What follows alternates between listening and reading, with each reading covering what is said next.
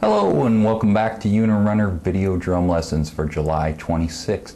My name is Darren Mathis. Glad you could tune in, download, and watch once again. Today, well, it's a follow-up from last week where I asked for some questions, comments you might have. So I did receive quite a few emails. I'm going to try and blaze through a few of them.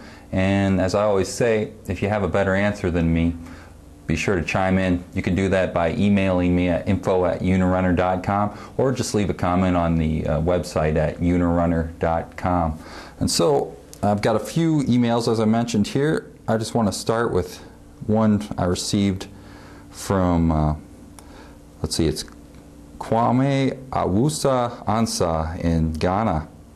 And what he asks is, let's see here, it's called Keeping to Timing. He's talking about he had a bad experience. He said, when I had to be refused playing during a music program organized by the choir, and that was just during rehearsal, he wasn't able to keep to timing. He was either speeding up the song or slowing it down or dragging the song. He said, please help me. Thanks, Darren.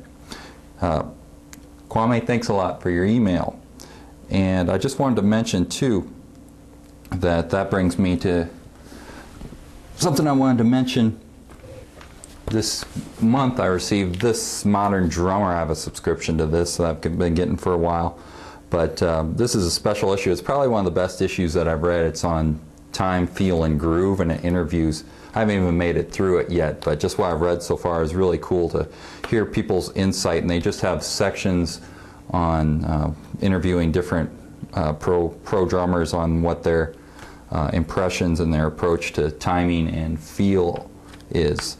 And for the most part is stuff I've heard all along, that you need to practice with a metronome and be able to be comfortable with a click track, especially if you're in a recording environment.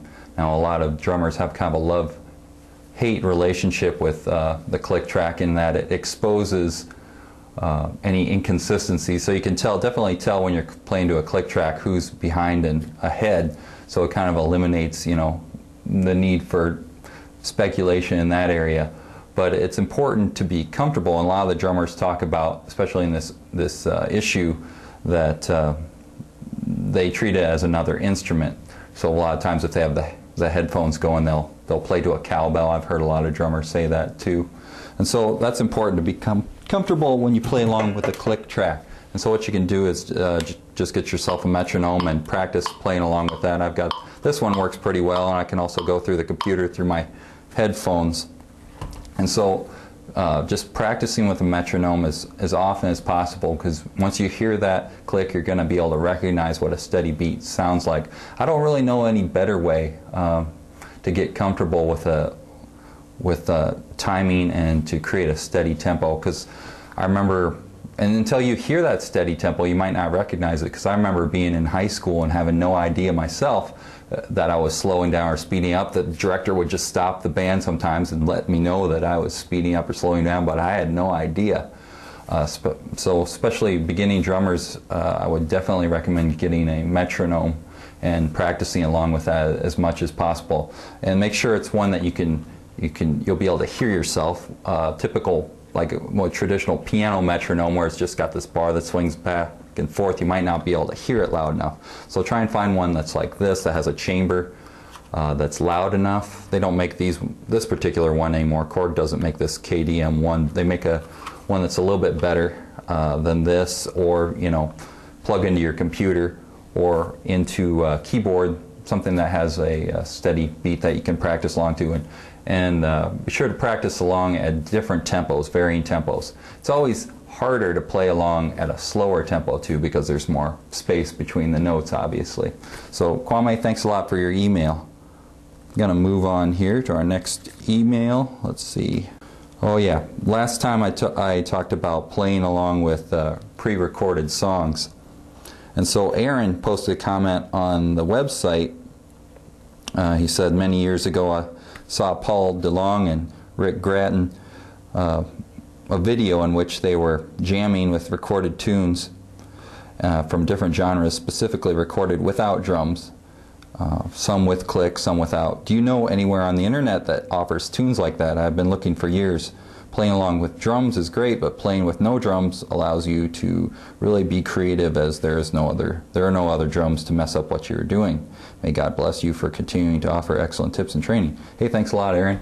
Yeah, that's a great question. When I took lessons, my drum teacher, he performed, so I think he had access to multi-track recordings, and now if you've ever seen people live that use these multi-tracks, I don't know if he used them, but he had access to them where you could pull out the drums.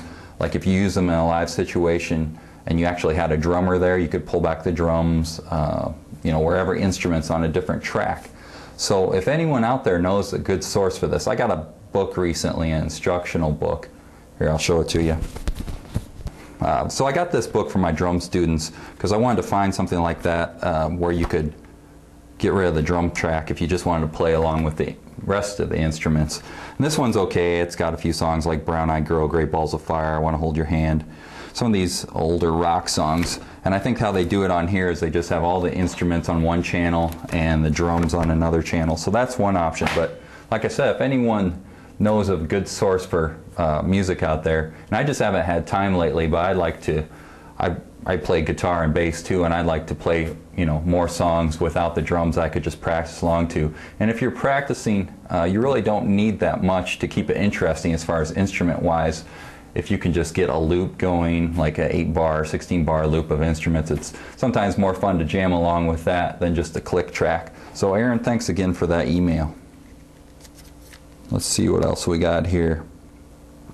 Okay, Jay from Baltimore says he's wondering what exercises he can do to develop his hi-hat work accenting quarters and eighth note feel, or eighth notes of a 16th note feel. Any information would be appreciated. Well, thanks, Jay from Baltimore. Well, Jay, let me show you here on the drums. He's talking about accenting eighth note and quarter note feel of a 16th note rhythm. So I'm going to play 16th notes on the hi-hat. 1 E and a, 2 E and a, 3 E and a, 4 E and a. So you could tell I was kind of pulsing the quarter note, the 1, 2, 3, 4. So if you want to vary that up, a good exercise to do would be accent the first, or the downbeat, the 1, 2, 3, 4, then go through the 16th notes again, but then accent the second 16th note, so the 1 E and a, 2 E and a, 3 E and a, 4 E and a, so the E of each one. And then the next one would be, accent the next 16th note would be the 1 and, 2 and, 3 and, 4 and then go through it one more time, accenting the last 16th note, 1 E and a, 2 E and a, 3 E and a, 4 E and a. So that would be a good exercise to get comfortable accenting the different notes within 16th notes. So to just go through it would sound something like this.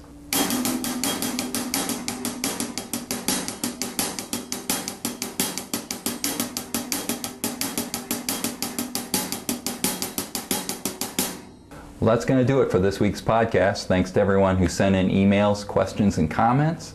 If you'd like to send me a question or comment, you can go to unirunner.com. Also, if you would like to support the podcast, you can visit unirunner.com/donations. You can make either a donation or sponsor the podcast. There's information on the page there. Thanks for checking that out. Until next week, take care, keep practicing, and God bless.